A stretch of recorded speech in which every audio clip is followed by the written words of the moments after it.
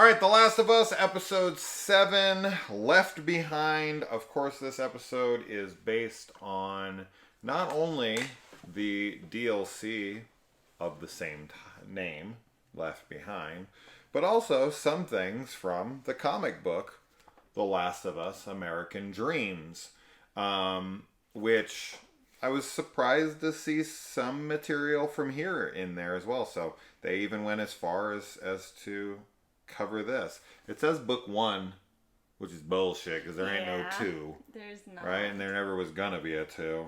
So I don't know why the 1 is there. I mean, technically it still is 1. But that always One suggests that there's gonna be more. Yeah. But whatever. So I just thought it'd be cool to share this because they mentioned it. Because that's really in the game. We do not see Ellie in Fedra school outside of when Riley comes into her room to wake her up, like we see in this episode. But before that, we get to see her being bullied, and then she fights back, which is the opening of this comic, actually. The opening of the comic is Ellie getting to the Fedra school, getting off the bus, and immediately getting into a fight. And Riley and her... Riley comes to kind of help her, but then she steals her Walkman, and then they kind of get into it a little bit, and they're not friends at first, right? Yeah. But then they become friends, and then they go to the mall. So that's the first time they go to the mall. In the game, they've already been there before. I haven't read the comic, so yeah. I didn't know that was in there. And that's when we meet Winston, who is the homeless guy or dead guy or whatever, who with the alcohol. We find him in the game dead, but and in this episode we find him dead as well. But they don't make mention it doesn't seem like Riley or Ellie know him in this. He just seems to be some random dude that's I just dead. got the impression he was just a stranger. And they know, Riley definitely knows Winston well, and Ellie gets to know him a little bit. So it is a change, and there is some changes here for sure, and we'll get into them. Yeah. But we won't get into any spoilers for the future episodes. But let's discuss. All right. So this episode starts with the ending of the first, which. Ellie has pulled Joel along to a housing tract and into a house. And this house, the garage especially, and the basement are perfect they look recreations. like they came right out of the game. Yes. Yeah, the garage it's the perfect. horse in the garage Yes. is exactly the same. Yeah. The way it looks and everything, Oh my it's gosh. wild. Yes. The house outside looks exactly the same. It's incredible. It's amazing. We saw, because we always watch the behind the scenes stuff. It's only a few minutes after, but it plays after the episode. It makes it look like the episode is going to be longer because of that. So you're always like, there's 6 minutes left. I know. It's like a next on and a behind the scenes thing. But when they showed the behind the scenes, the mall was 100% there. Yeah. This isn't just they did a little bit of the foreground, and then everything in the background is CG. No, they had a very large functioning practical set. Huge. Which is crazy. For one episode. Yeah. But it's perfect, obviously. Yeah. They have so much attention to detail and, so much just love for the game. It clearly comes through in the set design. Well, and also in 2023, it's probably not that hard to find an abandoned mall to film in. No, probably not. There are tons of them throughout this country nowadays. Sure. And ironically, places like Amazon is buying them up to turn them into warehouses or whatever. Yeah. Which is that's the company that put you out of business, right? Coming and picking the meat off the bones when you're already a corpse. But anyway, yeah. So really amazing attention to detail here. And definitely some wonderful Easter eggs, which we'll get to. Some missing Easter eggs, which I was bummed, right? But we'll also talk about that. But anyways, so Ellie is in the house with Joel, and he's dying.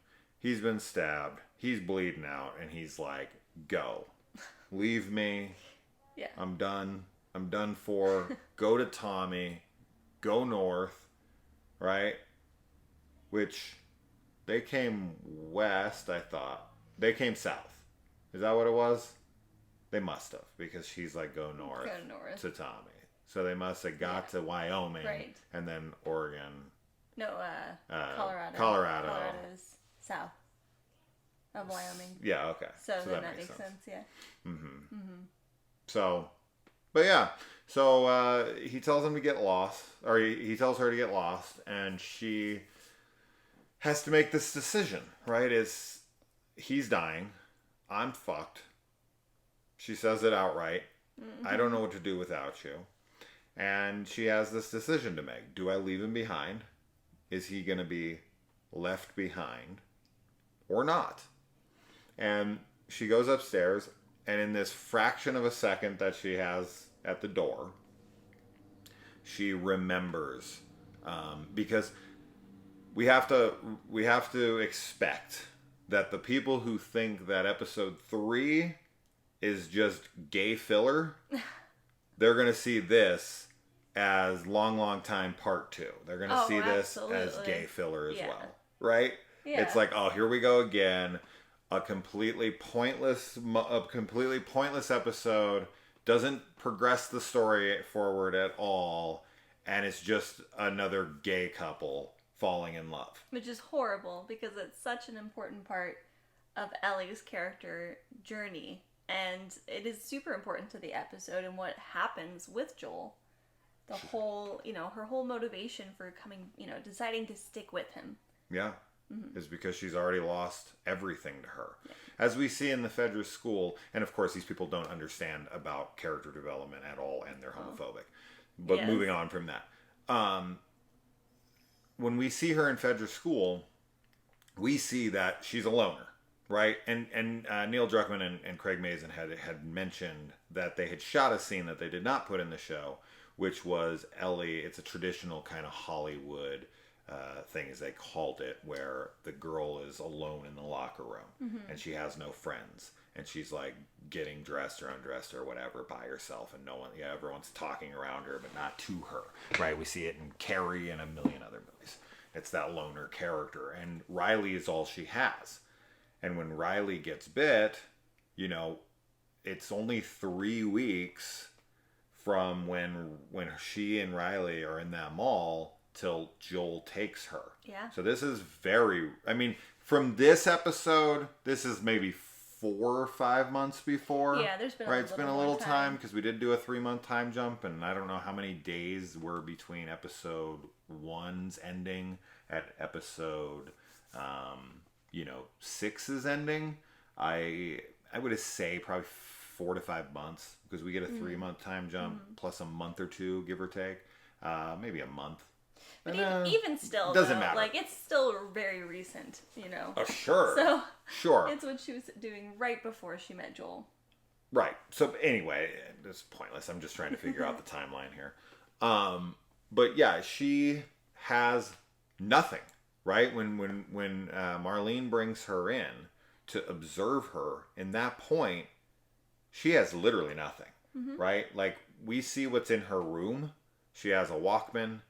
She has a couple posters up on her wall. She has a couple tapes, cassettes, whatever. A comic. She doesn't have any squirt guns. No. Which I was bummed. But I get it. I mean, I don't know. When she turned around in the Halloween store, I thought she was gonna spray her in the face with a water gun. Yeah, I did too. Just as a nod. You don't have to have a big fight with the guns or anything. No, I thought she was gonna pull out a squirt gun too, but yeah, it doesn't matter. Yeah. She still made her squirt though, right? I mean, no, okay, they're really young. That was gross. The masks are amazing though. Yes, we're jumping ahead. Yeah. Yes, the masks are amazing. We'll get to those. Right. But yeah, for something they didn't have. They didn't have the guns. They didn't have the water guns. It's okay. If you haven't played the game, you have no idea what we're talking about. But no water guns. No water So guns. Ellie has to decide that she, is she going to leave Joel behind or is she going to stay? And it's like the whole episode is illustrating that she's already lost somebody who's everything to her. Joel is the new everything to her. Mm-hmm. And she ain't going to do it again, right? She had to leave Riley behind, even though we didn't get to see her kill her, which I thought for sure we were going to get to see that. Yes. But it's explicitly suggested. Yeah. She clearly killed her, right? She mentions that, it's not the first time I killed someone. Mm-hmm. Now, it's the first time that she's hurt someone who's not infected and isn't going to die. Sure. Right? Because I'm sure she didn't shoot Riley until Riley had turned. Right. Right? Mm-hmm. Because why would she before? I mean, she wouldn't. She would have waited. And so Riley turns and she shoots her. I guess we don't need to see it. I just think it would have been really impactful to see her shoot her, and then kind of that's what snaps her out of it. And it's like, I'm not letting him die. Mm-hmm. I had to kill Riley. I ain't leaving him here to die. Mm-hmm. So I think her having to pull that trigger and it immediately cutting to her being like, no, I'm not leaving. I think that would have been a better transition, segue back to Joel. But I don't know. It would have been cool to see. But I mean, as you said, it's already we know that is what happens. I think that because we're fans of the game, we want just more, content and getting to see something that we don't get to see in the game that is, developing the story would have been nice, but I don't think it definitely isn't necessary. I think that it has a similar impact, but it is different from what you're suggesting. Yeah. So she goes upstairs, she has this flashback, and we got Riley comes into her room. Now in the game, this plays out pretty similar.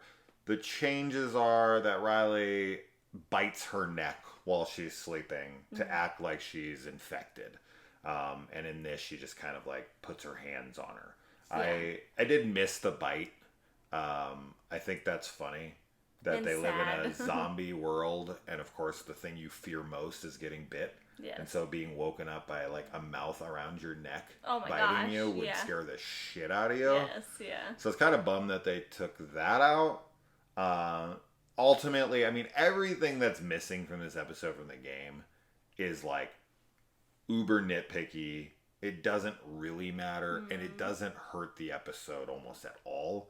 I just would have liked it better, but barely. Mm-hmm. Right? It's still a near flawless adaptation. And I can always be the guy on the outside but remember, and this is always important, we always have the counterpart. We always have the game to go back to. Yeah, right? Absolutely. So if I don't like this version of it, this one where she's biting her on the neck, I can go back and play the DLC and be like, okay, that's the version I prefer. Sure. Right? Yeah. I have it. It doesn't go away. Yeah. And I don't need it to be absolutely everything I want. Yeah, I think that, we've already had a bunch of episodes, where there are differences in the show's version of things compared to the game's version. And, as you said, you can have a preference for either or.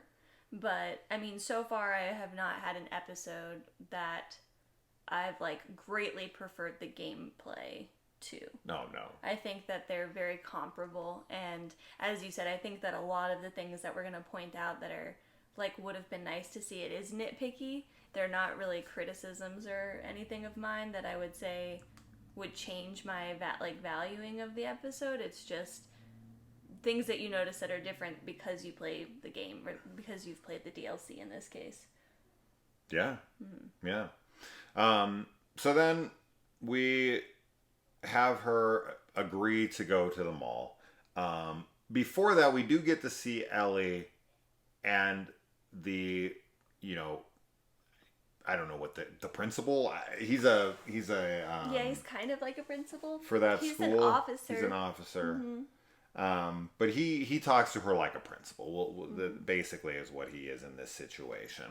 And Ellie is she's pissed off. Riley's gone. She feels alone. She rejects authority, and this he's like a guidance counselor, right? At this point, he's trying everything to get through to her. He sees her potential, and he's trying to discuss it. I did like the little Easter egg here when he throws his keys on the table. Yeah, and you see the naughty dog paw on his keys. Was really cool. That was cute. But yeah, I mean, him trying to connect with her and show that.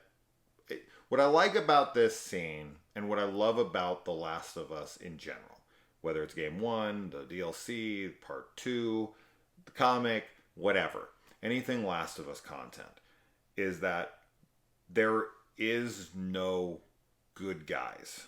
There are no bad guys, really. Like, there's just people trying to survive, right? There's some people that are a little more evil than others, and we're going to meet them in the next episode. But for the most part, everyone's just doing what they can to survive. And Fedra in this episode is definitely portrayed better than I've ever seen them portrayed before. And when I say better, I mean like you can understand Fedra. And see them as potentially the good guys, and why Ellie would stick with them, and why she was even talked into picking the keys, so to speak. Sure. Because she's like, all right, like, I see that you guys are trying to do the best you can. Right? And in the game, I feel like Fedra is a little bit more black and white, that they are really kind of just the bad guys. But that's not on brand for The Last of Us. No, and I think that that's primarily because we need to have people to shoot in the game. And honestly, that's kind of what Fedra, ends up being, is just sort of like, the NPCs that you're fighting through. Yeah. But I do like that the show is giving us a better look at Fedra agents. I mean, even in the first episode, obviously the woman who's having to make the decision to kill a kid, she's not doing that out of malice. They don't have any cure for it, so it's like you either let the kid live until it dies a horrible death, which like maybe that is an option, but either way that child has to die, right? Sure. Like, and she's in that position. So with this scene, I thought it was really nice to show, like, as you're saying, kind of that there's no black and white in the world, but also, there's people I think that are in those kinds of organizations who probably do genuinely want to do good, and they're thinking that this is the best way. And for this guy, like, we're not seeing him, we're seeing him in a one-on-one situation with a kid, and he is genuine in trying to help her. Like, he wants her to be able to have, heat and air conditioning and good food and a bed to sleep in and all these things, right? Like, which is kind of probably like the best you can do in this world. Absolutely. So he is looking out for her, and I like that we're getting the blurred lines with Fedra in this case, because obviously, Riley later on, calls Fedra fascist, and like in a way they totally are, obviously, but it's just nice to see like kind of two sides to the situation, or two sides to the to like the viewpoints of the organization. You can always see both sides when you look in and you're a fly on the wall, or you're part of the organization or whatever. If you're the one being oppressed, you can always see why they're this fascist organization who, is doing horrible things, and then you can be on the other side of it and part of that group, and see like, oh no, we're doing this because you bombed us, or because you whatever. So there's always a reason why people are following orders or doing what they're doing. They're either being propagandized, like all hell, or they're being told to do it out of fear of their own lives or whatever. But typically, there's always a reason. Well, and I like that. I mean, like Ellie later in this episode, you know, her and Riley obviously are talking about the fireflies, and she finds the bombs. Yeah. You know, and it is like you're gonna bomb soldiers. Like, Sure, you know, these are because people we there know. are people that are being killed on both sides, whether And one you of know, those soldiers is me. exactly. So, but I also really like that, you know, at the end of the day, they're kids and they're caught in this like huge, you know, problem and issue of like what the future could be. Yeah. And it's kind of, you know, they have the weight of that on their shoulders. You know, they've been given a really shit like slice of the pie or whatever. I don't know what saying I was going for with that, but Hand. yeah, like They've been dealt a terrible hand. they have been. Yeah. You know, the world is over. Like they don't have any of the, you know, the Creature comforts. yeah, the creature comforts and all of that that used to be given to people, and it's a tough path for them to go down and try and figure out the best way forward, and without, you know, getting too far out. Like I really love that the episode, like it is a coming of age type of episode showing, you know, what first love looks like and what kids in the post-apocalypse would look like, but it's also so sad because their childhood is ruined. Like they can't have anything anymore that isn't touched by the cordyceps and or Sure. even by, you know, others, but obviously in this episode it's like the disease. Yeah, the fungal pandemic is, I mean, how can you escape it? Mm-hmm. Right? Could you raise a kid in this world without letting them know? I mean, no, you wouldn't want to. It's a burden to bear, but it's unfortunately one you have to bear. You Yeah. need to know what you're avoiding. You need to know why you're not going out there. You need to know how to protect yourself against it. It's not something you can shelter someone from, because Right. all you're going to do is get them killed if you don't let them in on the impertinent information, Yeah. right? So your childhood has to be ruined so that you can have a future, so that you can have an adulthood, or even whatever childhood you are having, Yeah. right? So yeah, and another little Easter egg here, we get the AHA tape, you know, Take On Me, which if you guys are Last of Us fans, you know why that's important. And so then they go out, they jump from rooftop to rooftop, and they find this bottle of liquor. This harkens back to the scene where Ellie takes a swig off of Joel's alcohol and is like, yep, still gross. So a little callback there, only one episode later. And then they reach the mall, and in the show, this is the first time that they've ever been in, or that Ellie's ever been in the mall. This is where Riley has been stationed. And so anyway, they go into the mall. She tells her she has a surprise for her, and it's going to be the best night of her life. She's going to have 4 wonders, which turn into 5 because of the escalator. Yeah. And they go in, turns on the lights, and we are then transported right to the video game. We are in the mall from it, and we get two of my most desired Easter eggs in the entire show. We already got one of them, but we got it again. When she's in her bed, she's reading Savage Starlight, a different one, and we actually get to see pages Yes. inside which of is really, it, really cool. which was wonderful. But you can tell she's read it a trillion times because she's Yes. just kind of like blowing through it, like, wow, I wish I had more of these. Which I found for her, and she can read if she wants, in a different world, in a different universe. And also another very coveted Easter egg for me. Good old Dawn of the Wolf. Yes. Which I think is probably the original game came out in 2013.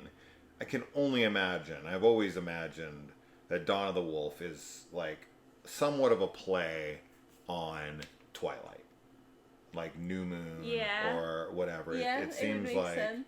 it seems like it's a play on like teen, like romance.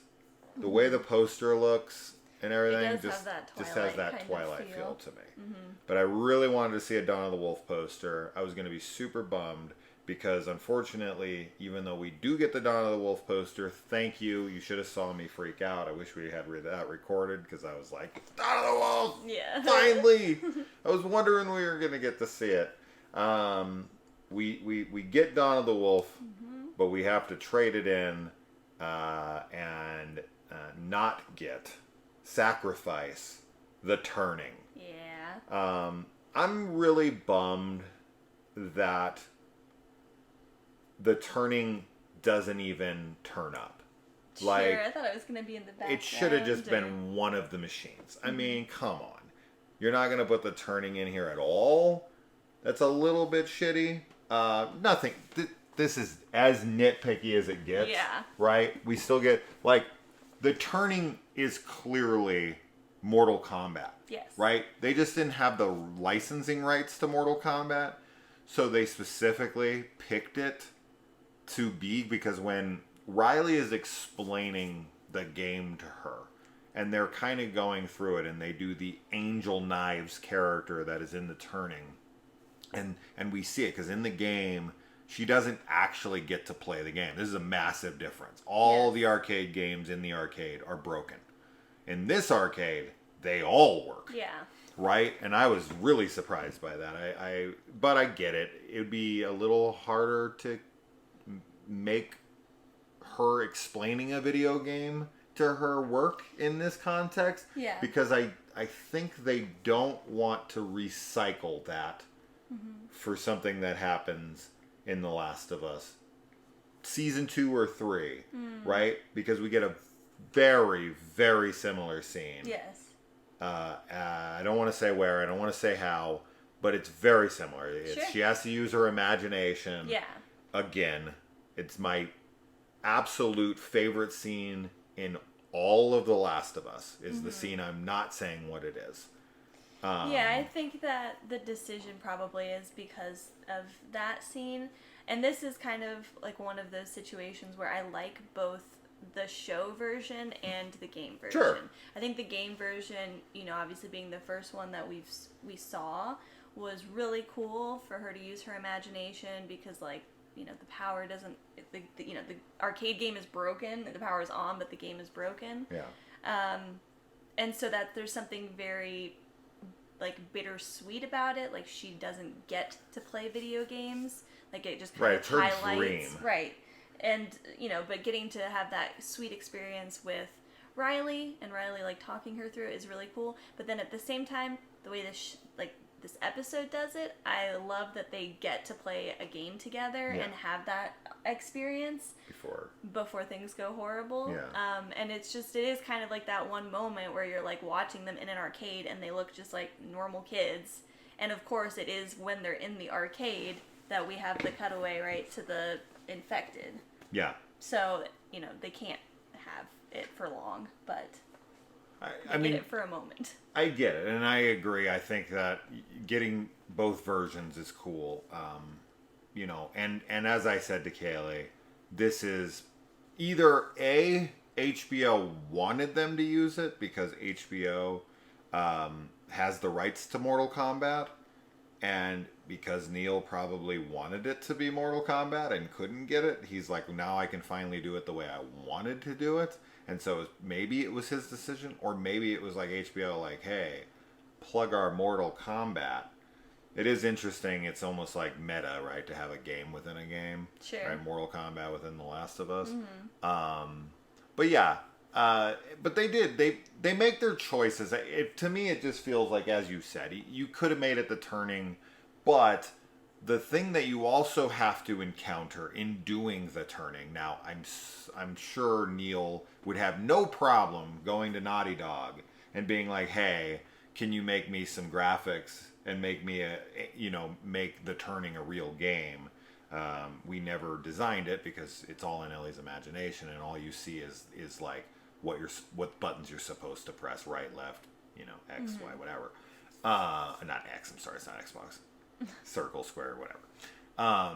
But you also have the scene where Riley unveils the mall's power to Ellie as a surprise, right? As is in the game, she tells her, like, no, the mall has power, you know, and they flip it on together. Then they walk out into the mall together and they see it. Revealing it like this when Ellie doesn't know what's going to happen, even though I feel like she should be able to figure it out when she's in a control room. She probably thought maybe she'd just get like one little thing on maybe the music or something. Yeah. But the whole mall was probably surprising to her.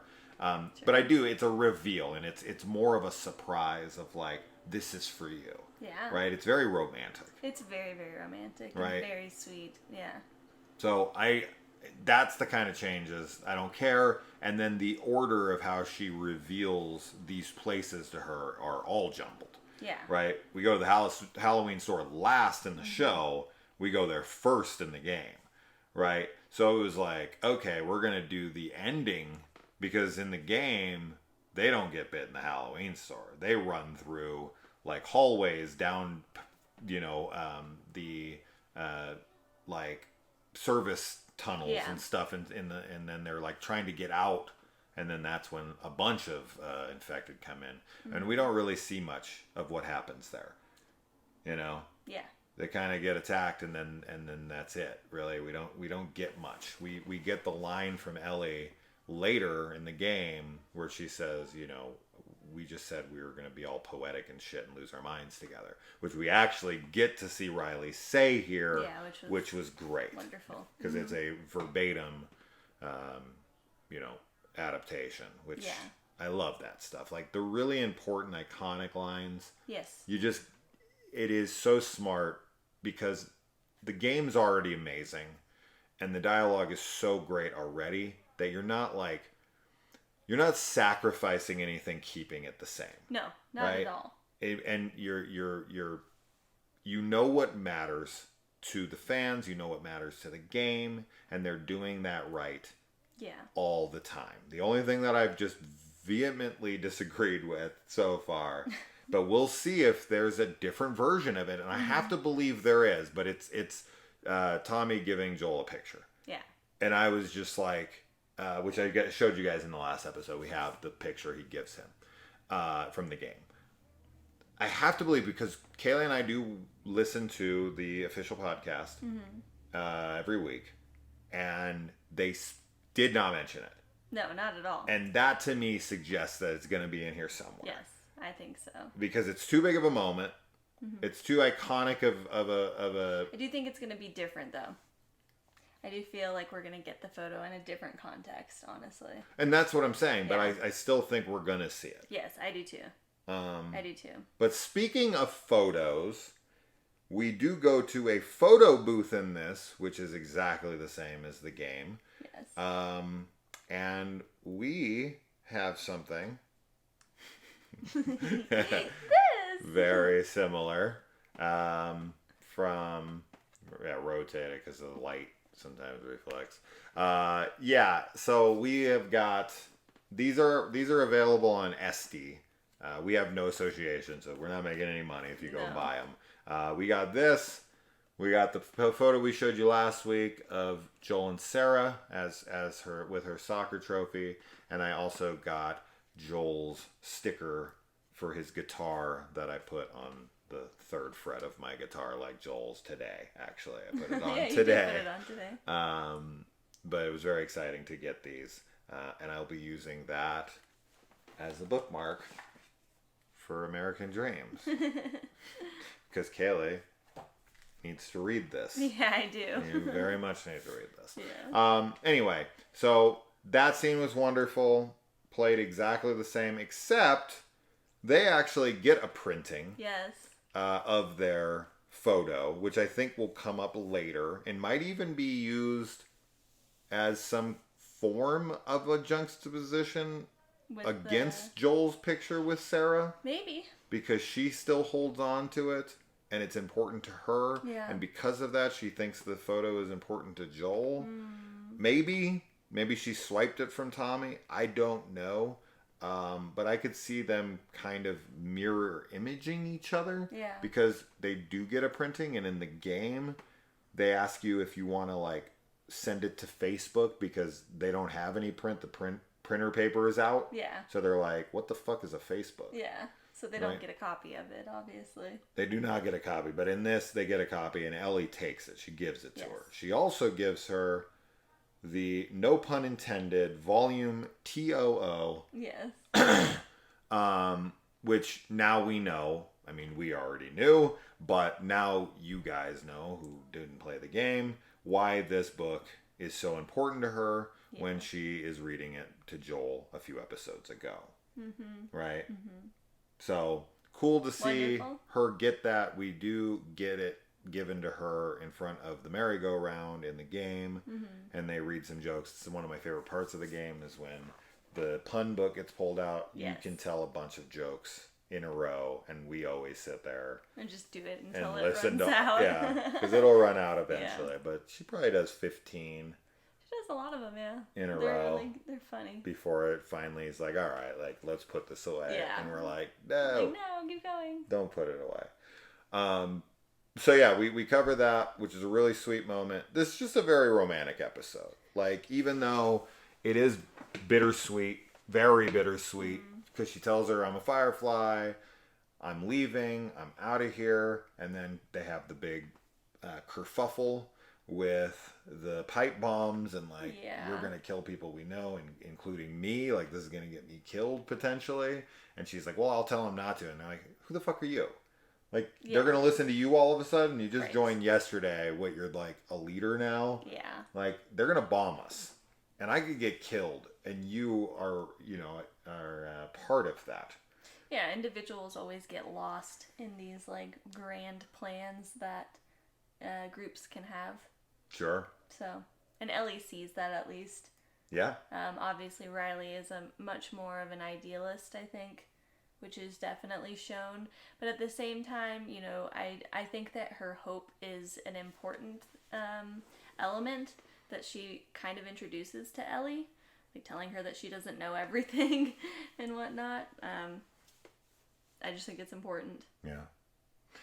Yeah, and in the game, we get a bit of a difference when it comes to Riley's decision to stay. Mm-hmm. So in the game, she tells Ellie outright, if you ask me to stay, I will. Right. And Ellie's just kind of like, doesn't know, and then finally is like, we get the line we get here, which actually almost might have made me cry a little bit, was the don't go. Oh, and yes. Bella Ramsey is just, once again, perfection in this role. And, Storm Reed, who comes in, who we just recently watched in the very, very good sequel to Searching, which is called Missing, and I highly recommend it if you're a fan of laptop thrillers or horrors like Unfriended and, whatnot. But she comes in as Riley and is just immediately Riley. Like, she's very perfectly cast as Riley. And in the comic, she's 3 months away from turning 16, and in here she's about the same. And she realizes, like, she's been put on janitorial shit duty, like down in the sewers or whatever. Like, they're just ditching her because when you're 16, not 18, you are put onto the front lines, right? Like, you that's when you graduate from Fedra, is in 16, and then you got to get out there and do whatever they assign you to do. But just I just can't say enough good about Bella and the way she portrays Ellie. It's cool to find out where, not how, but where Ellie's eyebrow scar came from, which was in front of a 7-Eleven. I don't know what happened. I'm assuming a fight. Sure, yeah. But in the comic, if you can see in the very opening, before she even gets to Fedra, she already has a scar over her eyebrow. So she does not get it in the company of Riley. But in the show, supposedly, she gets it because she says something like, you want a matching scar? Like, she's mentioning 7-Eleven, then she's like, maybe you can get a matching scar to go with that one from that time, basically. So, I don't know what happened there, but it is cool that there's some mention of how Ellie gets the scar. I'd always wondered where she got that. But yeah, we do The escalator scene is adorable. Yes. Ellie's it's reaction, So cute. Belly's reaction is just wonderful. Yeah, it's and perfect. Very childish, right? And then another wonderful scene, and it is, there's this duality to it as well that we see, where the first time is very like awkward, but kind of like almost not sexy, but an exploration of your womanhood as a young age. You know, Riley and her encounter lingerie in a Victoria's Secret, and she's like, "I'm just imagining you wearing that," and it's kind of funny, right? And they're kind of laughing, but at the same time, I'm sure this puts a question to Ellie's mind, like, why did she immediately think of me in that, right? Because that's provocative, that's sexy, that's romantic. Yeah. Like, people put this shit on because she tells her, like, do you want me to explain it to you? Like, she knows what that stuff is for. Yeah. Right? It's for eroticism. It's for being sexy. It's for turning on your partner, you know. And so she, when she points this out, and she's like, I'm envisioning you in it, it's like almost an admittance. Like, that's the first place her mind goes.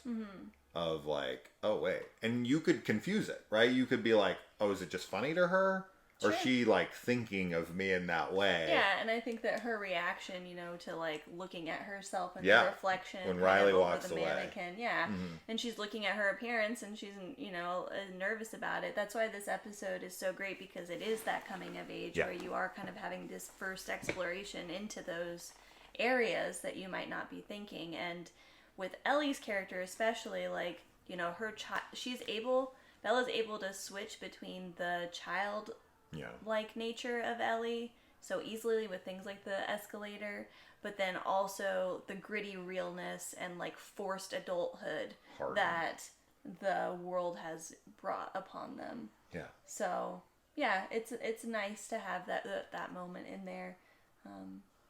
But sad.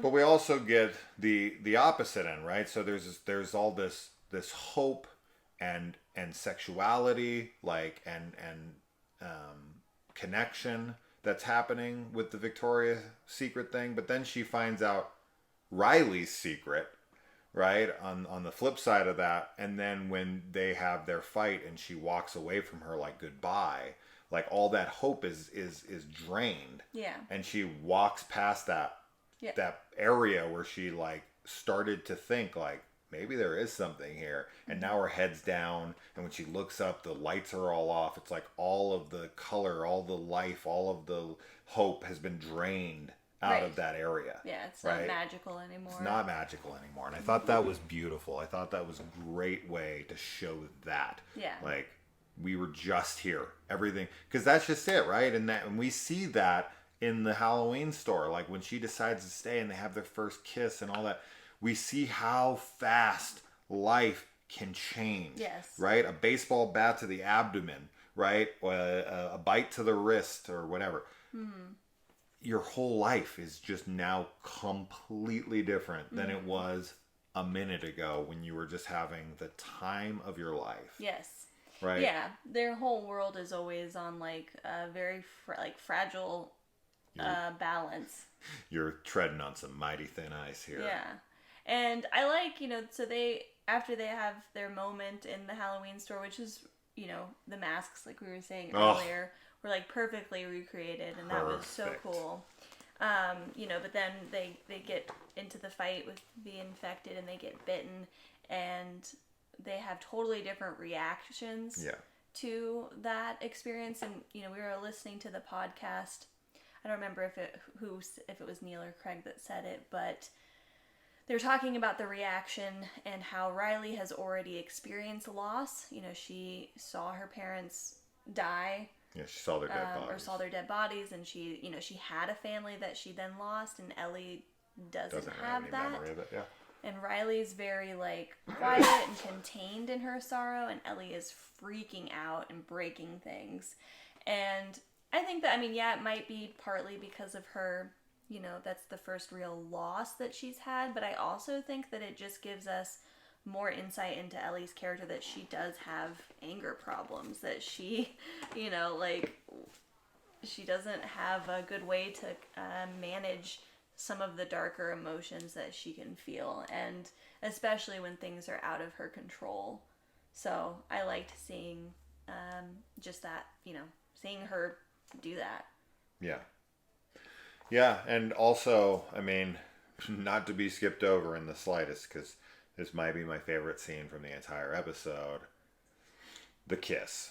Mm-hmm. And Bella's genuine reaction of her smile. Yeah. When she realizes Riley, that she didn't make a mistake. She says sorry, and Riley's like, for what, right? And there's this awkward pause, and she's like, shit, like, oh my god, like, because you don't know.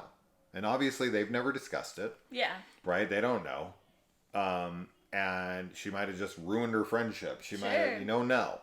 And so she's like, oh shit. And then when Riley's like, for what? The smile on Bella's face is so genuine. That is that look, right? Like, we've all had that moment, right? As kids or adults or whatever, whenever it happened for you. Or maybe it hasn't happened for you yet, and it's coming. Whatever it is, we all, for the most part, almost all of us. I'm sure there's some people who never got to experience it, and that's terrible. But for the most part, most of us have experienced that first excitement, that heart racing in your chest, butterflies in your stomach, and it pays off. Yeah, it actually goes the way you want it to go for once. We've all had rejection. But when you have the reciprocation, oh man, that's and her, it's magic, and it's you can never duplicate it. There's something that will never, you don't ever get that moment back. That first kiss with the person you're like crazy about, typically in high school. I remember mine, where it's just like, it's magic, right? It's not the same as like when you get married, or like when you meet like your other partner. That's totally different. There's this innocence and like this magic. The magic, I think, is what it is. Because when you grow older, you become jaded, you get your heart broken, and you go through life, and you've had these jobs, and you've been kicked, and you've been dumped, and you've been cheated on, you've been all these things. And so there is a hardness to you in your love. And there is doubt somewhere in your mind, like, oh, maybe this person could fuck me over, or maybe this or that. But like in this moment where you're just completely vulnerable, and you're completely open to this idea of romance because it's so new to you. Ellie, Bella, Belly, they embody this so well. That genuine like excitement and love and everything in her smile. I just felt it like it was real, and I was back at 16 years old. Yeah, it was very, very authentic, for sure. Yeah. So just once again, Bella Ramsey. I saw it a day earlier that Maisie Williams was the original Ellie. That she was being... Because this show, weirdly, we didn't even know this, but this show's been in development for a long time. Yeah. We were listening to the podcast from last episode, and he was saying... Craig had said he came over to pitch the show to Neil... and they started working on the show together before The Last of Us 2 had even come out. Yeah. And Neil showed Craig footage. He showed him the scene that I can't mention. Right. Because I don't want to ruin anything there. My favorite scene from the entire show. So that must have been such an insane treat. Oh, sure. For Craig to see, because I think it is the best scene in the entire franchise. It's wonderful. But originally when they were doing that, Maisie Williams, Arya Stark from Game of Thrones, Game of Thrones, I guess, was just like the pool that they were drawing from. But it was interesting to hear that Maisie Williams was it, and I love Maisie. I think Maisie's wonderful. Arya Stark is my favorite character in Game of Thrones. I love her. I think she's wonderful.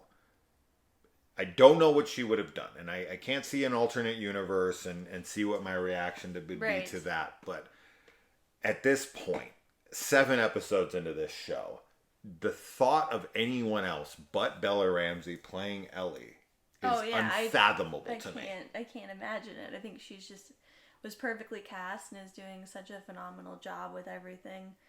I couldn't imagine anybody else playing her. Yeah. Yeah. I wonder, and I have to wonder if Nicholas, however the hell you say his name, Jamie Lannister. Oh, Because he would be perfect as Tommy. Yeah, he would have been a really perfect Tommy. He would have been perfection as Tommy. And even Joel, potentially.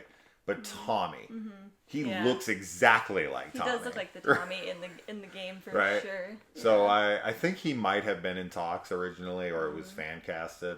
And then, of course, like, Hugh Jackman is like, oh my gosh, yeah, Joel, right? Like everybody wanted him, but I would have probably been more Carl Urban. But Joel is Pedro Pascal. I'm not saying. I'm just saying because we're talking about alternate casting and what would have been. I think I would have picked Carl Urban. But if Hugh Jackman came on, I would have been like, oh yeah, that works. Yeah, that would have been like, all right, that's fine. That totally works. Yes. But Pedro is perfect. Do not get me wrong. I just wish he had a full beard. My only complaint, but that's nitpicky shit. Other than that, he's perfect. But then, they get their kiss. They have their moment. They get bit. It's over for them. We get the poetic line, and then we cut back to Ellie. She finds some needle and thread. She stitches Joel up. Yes. And that's that. We close, and we move on to the next week, which will cover David. I don't know if you guys watched the next week's episode. I won't talk about it much here, but how the way the game goes, and because of the trailer, which the trailer is almost exact, we do get to see, spoilers, Troy Baker. Yeah. Which we were wondering what role he was going to play, but he's David's little sidekick that when they encounter Ellie in the game. Pretty much everything from the trailer, I'd say like 99% of the trailer is straight from the video game. Yeah. Right? Yes. Nothing looks new. No, nothing at all. Which is really cool. Be sure. Yeah. Sure. Covering that in one episode. And we'll see. The shortest episode of the entire show is episode 9, the last episode. That's crazy. I'm like... That's so crazy. Beside myself on that. Yes. I do not understand how they're going to properly do the Salt Lake City stuff. We'll see. We'll see. In one episode in 45 minutes. Or 43 minutes. It was something insane. I was just like, what? It's so short. Why is it so short? Of all the episodes. Long time. Or, when you're lost in the darkness. The last episode is Look for the Light. Yeah. I'm just baffled. I know. On why, of all the episodes to have an hour and 20 minutes. Why Look for the Light, episode 9, would be the shortest episode of the show. It just is baffling to me. It's like when they covered Harry Potter and The Order of the Phoenix. The Order of the Phoenix is the longest book in the franchise. It's the shortest movie in the franchise. I don't know why they do that kind of a thing, but maybe we'll get some of Salt Lake City, like, potentially in the next episode, like, towards the end. There might be some carryover so that it's not 100% being done in the last episode, but... No, it will be. It will be because I already know where episode 8's going to end. Oh, okay. I'm positive on it. Well... It's the only thing that makes any sense because it always has to be a cliffhanger. Yeah. It always has to be, you have to leave it off on this big dramatic moment. So, I already know where it's going to go. I could be wrong. But I highly doubt I'm going to be wrong. I'll tell you what it is after we're done. And Harry Potter and the Order of the Phoenix, like being 3 times the length of Sorcerer's Stone, and Sorcerer's Stone's movie is like 20 minutes longer. Yeah. Is insanity to me. I will never get over when I saw that because Order of the Phoenix is my favorite book in the franchise of the book, of all 7 of the books, and I was like looking forward to that one the most. Yeah. And it got out and it was like 2:20, and I was like, how is the book that's 3 times shorter? Yeah. 2 hours and like 45 minutes, and this one it's 3 times as long as only 2:20. And then I watched it and I was like, oh, that's how. Because you cut out fucking everything. It's the I hope that only Harry doesn't Potter happen. movie I don't like. In this show, I don't think that they will cut out things unnecessarily, so I'm hopeful that We they'll be able shall to do see. a good job. They can do it. Yeah. They can do it. They've not let me down yet. Exactly. They've taken out little things, right? Like They're able to silly like little expedite things. the story and really in a really like streamlined way. Right, because we didn't even mention the other thing, the huge thing, is that in the DLC, there are 2 different malls. Mm-hmm. There's the mall that Ellie goes into to look for bandages for Joel. She finds this helicopter with with a med kit in it. She's looking all over the mall, and then that's pushed back and forth. You go back and forth between the mall that Ellie was in with Riley versus the mall that Ellie is in desperately looking for supplies for Joel.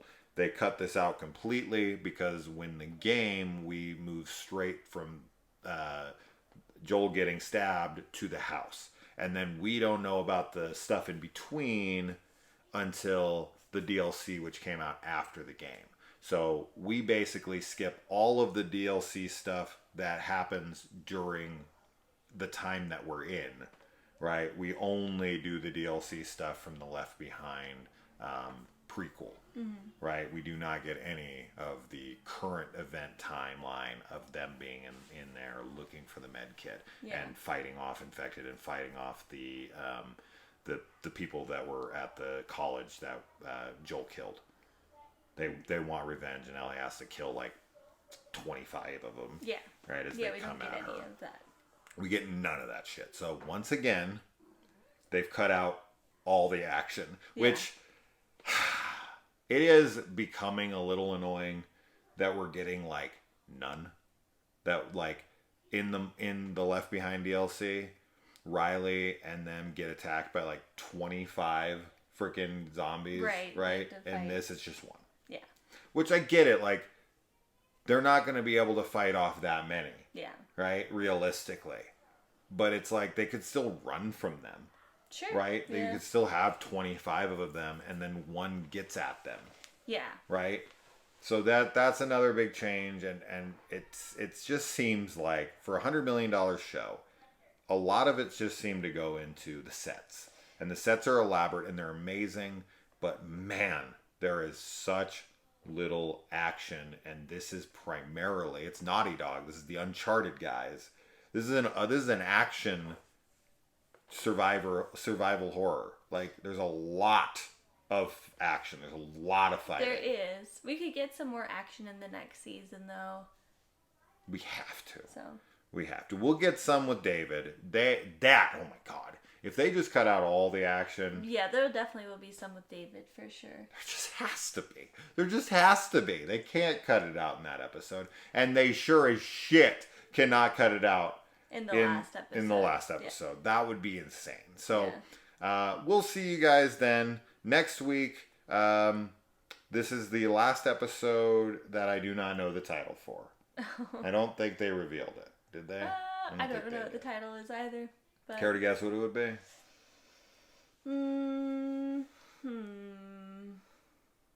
Don't go. No. No. Yeah, I don't know what it would be. I don't know. Yeah. We shall see. The Left Behind? What? No, I don't know. We're going to get Left Behind? Or the next episode, you mean? You know what this episode... Oh, you're saying this episode? What was this episode? Left Behind. That's what I thought. I'm saying next episode. Oh, yeah. You didn't know what the name of this... I started this with the like, episode name. I just spaced on Which it. is literally the exact same name as the DLC. I just spaced on it, sorry. That's fine. No, next episode. Mm-hmm. But I don't want to give any spoilers. That's why I'm not guessing. Oh, okay. Well, then never mind. We'll just... I set you up to fail. Yeah, thanks. Sorry. All right, guys. Till next week.